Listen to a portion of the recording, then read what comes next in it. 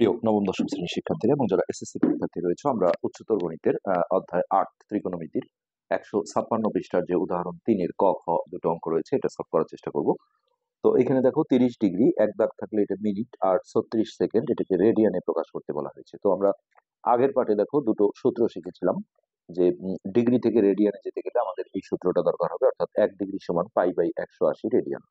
অর্থাৎ সহজ কথায় যে এই যে এখানে একটা কথা বলেছিল যে যত ডিগ্রি হোক না কেন সেইটা দিয়ে আমাকে যদি বলে ৩০ ডিগ্রিকে রেডিয়ানে প্রকাশ করো, তাহলে সিম্পলি আমাকে যেটা করতে হবে সেই ৩০ গুণন π/১৮০, তাহলে এটা রেডিয়ানে চলে আসবে। আবার কখনো যদি রেডিয়ান থেকে ডিগ্রি চায়, তাহলে এই সূত্র ১ রেডিয়ান সমান ১৮০/π, হ্যাঁ, ডিগ্রি। তো এখানে আমাদের ম্যাক্সিমাম স্টুডেন্টদের যে সমস্যা হয় যে পায়ের মানটা আমরা কখন ১৮০ বসাবো আর কখন 3.1416 বসাবো। তো আমি সহজ কথায় বলে দিই যে যখন আমাদের এই ধরনের কোনো কোণ দেয়া থাকবে, ধরো এই যে π/6 রেডিয়ান, তো এক্ষেত্রে আমাকে যদি এটাকে ডিগ্রিতে প্রকাশ করতে হয়, তখন আমরা এই পায়ের বদলে হচ্ছে যে ১৮০ ডিগ্রি বসাবো। কেননা পাই রেডিয়ান মানে কিন্তু ২ সমকোণ বা ১৮০ ডিগ্রি। এই যে এইখানে দেখো এই সূত্রটা আমরা করেছিলাম যে ১৮০ ডিগ্রি বা ২ সমকোণ মানে হচ্ছে পাই রেডিয়ান। তো পাইকে যখন আমরা হচ্ছে পায়ের জায়গায় যখন আমরা ১৮০ ডিগ্রি বসাবো, তাহলে সেটা ডিগ্রিতে কিন্তু চলে আসবে। তো যাই হোক, আমরা এই অঙ্ক দুটো এখন করার চেষ্টা করছি। আমরা উদাহরণ ৩-এর ক নাম্বারটা নিচ্ছি। উদাহরণ ৩-এর ক। তো এখানে দেওয়া ছিল দেখো ৩০ ডিগ্রি ১২ মিনিট, একটা দাগ মানে মিনিট, আর হচ্ছে ৩৬ সেকেন্ড। তো এই পুরোটাকে আমরা দেখো রেডিয়ানে প্রকাশ করে ফেলবো। তো প্রথমত দেখো বইয়ে যেভাবে করেছে আমরা সেটার একটু ব্যাখ্যা দেই। এখানে ৩০ ডিগ্রিটা আলাদা রেখেছে, আসলে এই পুরোটাকে আমাদের ডিগ্রি এককে নিয়ে আসতে হবে, তারপরে আমরা π/১৮০ দিয়ে গুণ করলে সেটা রেডিয়ানে চলে আসবে। তো এখানে যে সূত্রগুলো আমরা আগেও পড়েছিলাম, যেটা তোমাদের ১৫০ পৃষ্ঠায় আছে, যে ১ মিনিট এক দাগ থাকলে এটা মিনিট, ১ মিনিট সমান হচ্ছে ৬০ সেকেন্ড, দুইটা দাগ মানে হচ্ছে সেকেন্ড। তারপরে যেটা ছিল যে ১ ডিগ্রি সমান হচ্ছে ৬০ মিনিট। হুম। তো এই সূত্রগুলো তো ১ মিনিট সমান ৬০ সেকেন্ড, এটা তোমরা জানোই। এইটা হচ্ছে নতুন একটা সূত্র, সেটা হচ্ছে ১ ডিগ্রি সমান ৬০ মিনিট। তো আমরা এই পুরোটাকে যখন ডিগ্রি করতে যাব, তাহলে আমরা দেখো এই সেকেন্ডকে ফার্স্ট টাইম হচ্ছে যে মিনিটে প্রকাশ করব এই সূত্রের সাহায্যে। তো সেক্ষেত্রে আমাদের কি করতে হবে, আমরা যদি এইভাবে ভাবি যে ৬০ সেকেন্ড সমান ১ মিনিট, ঐকিক নিয়মে যদি হিসাব করি, তাহলে ১ সেকেন্ড সমান কি হবে, ১/৬০ মিনিট। তারপরে আমরা এই ৩৬ সেকেন্ড সমান যদি বের করতে যাই, তাহলে এই ৩৬টা উপরে যাবে, অর্থাৎ ১ গুণন ৩৬ ভাগ হচ্ছে ৬০, এই পুরোটা মিনিট হয়ে গেল। তো সহজ কথা যেটা, সেটা হচ্ছে সেকেন্ডকে মিনিট করতে গেলে ৬০ দিয়ে ভাগ করতে হবে। হ্যাঁ। তো একটা ছোট একক, যেহেতু সেকেন্ড ছোট একক, ছোট একককে বড় এককে পরিণত করতে গেলে ভাগ করতে হয়, তার সাথে তার যে সূত্র সেটা দিয়ে। আমরা ঐকিক নিয়মেও তাই দেখলাম যে ৩৬ সেকেন্ডকে আমরা মিনিট করলে দেখো ৩৬কে ৬০ দিয়ে ভাগ করতে হয়। তো এবার এইখানে আমরা সিম্পলি ৩৬কে যদি ৬০ দিয়ে ভাগ করি, তাহলে কিন্তু এটা মিনিট হয়ে যাবে, আর তার সাথে এটা যোগ হয়ে যাবে। এখন বলতে পারো বইয়ে আসলে এই জায়গাটায় যোগ চিহ্ন দেয় নাই কেন, আমরা সেই ব্যাখ্যাটা একটু দিচ্ছি। ধরো একটা এরকম ভগ্নাংশ আছে, এটাকে ভাগ করে আমি যদি মিশ্র ভগ্নাংশে প্রকাশ করি, সমস্ত যেটা আমরা বলি ৩ দুগুণে ৬, এই ভাগশেষটা চলে যায় উপরে, ভাজকটা চলে আসে নিচে। তো এইখানে কিন্তু অলিখিত একটা দেখো যোগ চিহ্ন আছে কেন, আমি যদি এটা যোগ চিহ্ন দিয়ে দেখাই, ৩ যোগ হাফ, তাহলে ভগ্নাংশের যোগ কি হরের লসাগু করে করতে হয়। তো এর নিচে একটা 1 ধরো, 1 আর 2 এর লসাগু হচ্ছে 2, তারপরে 1 দিয়ে ভাগ করলে 2 বার যায়, 2 দিয়ে গুণ করলে 6, আবার 2 দিয়ে 2 কে ভাগ করলে 1, 1 দিয়ে এটাকে গুণ করলে এককে 1, দেখো 6 আর 1 7/2, এটাই ঘুরে আসছে। সো এখানে যোগ চিহ্ন দেয়া না দেয়া একই বিষয়, আমরা এইভাবে মিশ্র বা সমস্ত আকারে লিখলে এটা কিন্তু অটো যোগ হয়ে যায়। তো এখন যে বিষয়টা, যে ৩০ ডিগ্রি যেহেতু আলাদা, এটাকে আমরা আলাদা ভাবে রাখলাম, আর এই ৩৬কে আমরা দেখো ৬০ দিয়ে ভাগ দিলেই সেটা মিনিট হয়ে যাবে, যার কারণে আমরা এই ১২র সাথে এটা যোগ না দিয়ে এইভাবে মিশ্র ভগ্নাংশ আকারে লিখছি যে ৩৬ যোগ দিলে ওই একই বিষয় হবে, সেটা আবার লসাগু করে যোগ করতে হবে, এটা একটা ঝামেলা হবে। হ্যাঁ, ৩৬/৬০, এটা পুরোটা দেখো এখন মিনিট এককে চলে আসলো। আমরা দেখলাম যে সেকেন্ডকে আসলে ৬০ দিয়ে ভাগ দিলে মিনিট হয়, যেটা আমরা এখানে করে দেখলাম। তো এবার এই জায়গাটায় আমাদের হচ্ছে যে কাটাকাটি থাকলে একটু কাটাকাটি করে নিলে জিনিসটা সহজ হবে, ছোট হবে। তো ৩০ ডিগ্রিটা ঠিক রাখলাম, এইখানে ১২ ঠিক রাখলাম, এটা দেখো একবারে আমি 12 দিয়ে কাটলে 3 12 36, আর এটা হয় 5 12 60, অর্থাৎ 12 সমস্ত 3/5, এই পুরোটা আমরা মিনিট এককে দিয়ে দিলাম। এরপর এই জায়গায় যখন মিনিটকে আমরা সেকেন্ড করব, হ্যাঁ, মিনিটকে যদি আমরা সেকেন্ড করি, সরি, মিনিটকে যদি আমরা ডিগ্রি করি, হ্যাঁ, তখন আমাদের এই সূত্রটা দরকার হবে।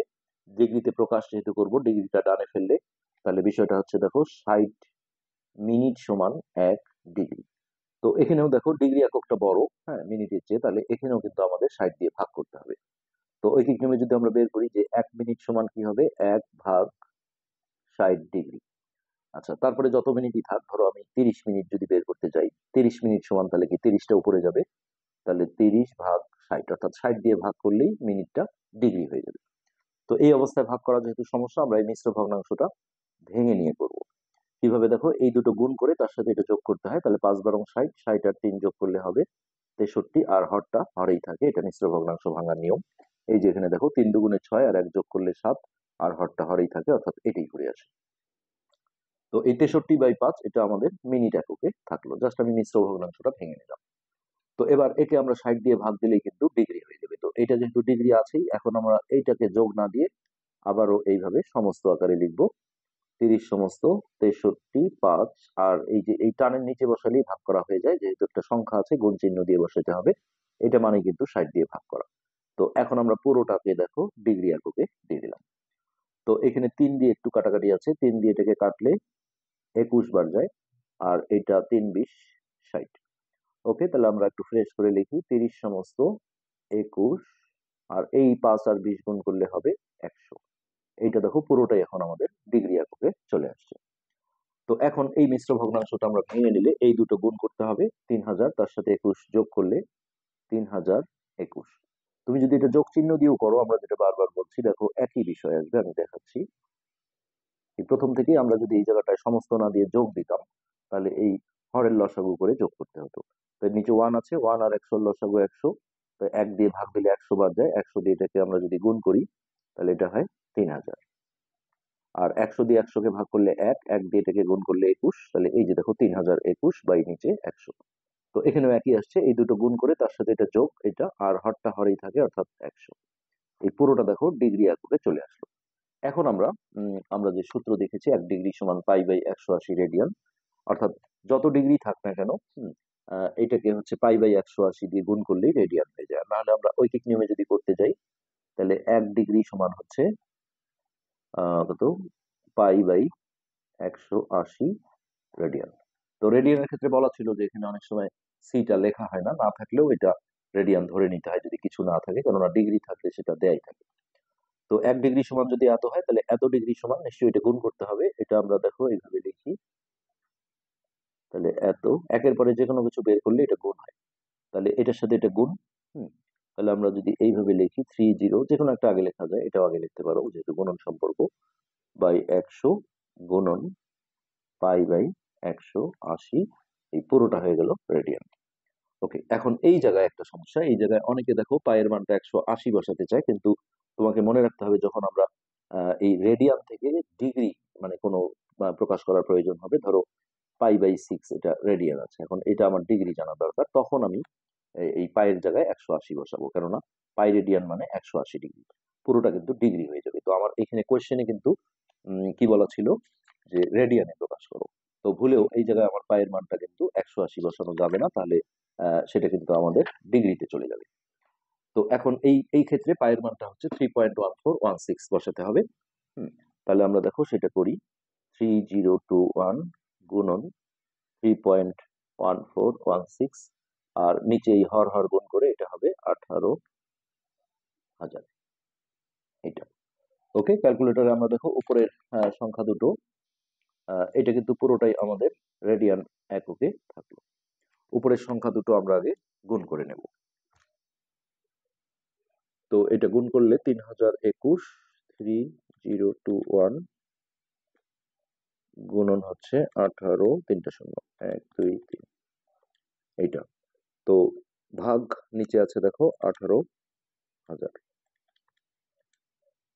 কি বললাম, উপরের সংখ্যাটা আগে আমরা গুণ করে নিই, 3021 গুণন 3.1416।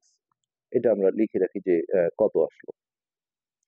9490 পুরোটাই আমরা লিখবো। তারপরে 0.7736 ভাগ নিচে আছে 18,123 এত রেডিয়ান। তো এই সংখ্যাটাকে আমরা এখন দেখো ভাগ 18,000 ভাগ 18,123 এটা দিয়ে ভাগ দেবো। তো এই ভাগ করার সাথে সাথে আমাদের যে ফিগারটা আসছে সেটা আমরা এখানে একটু লিখি। 0.5272652। তো এটা আমরা দশমিকের পর আসলে কোনো কোনো অঙ্কে বলে দেয় যে এত ঘর পর্যন্ত করো, আর কোনো ক্ষেত্রে দেখা যায় যে থাকে না। তো সেক্ষেত্রে আমরা দশমিকের পর মোটামুটি 4টা ঘর রাখার চেষ্টা করব। তো দেখো 1 2 3 4, এই 4 ঘর রাখতে গেলে তার পরের ঘর যেটা পঞ্চম ঘর সেটা দেখতে হয়। এটা যদি 5 থেকে 9 এর মধ্যে কোনো একটা অঙ্ক হয়, অর্থাৎ 5 6 7 8 9, তাহলে এগুলো বাদ দেওয়ার সময় আগের অঙ্কের সাথে 1 যোগ করে প্রায় লিখতে হয়। আর এটা যদি 5 এর চেয়ে ছোট হয়, অর্থাৎ 4 3 2 1 0, তাহলে এগুলো সব বাদ দিয়ে এতটুকুই লিখতে হয়। সেক্ষেত্রে 1 যোগ করা যায় না, সেক্ষেত্রেও প্রায় লিখতে হয়।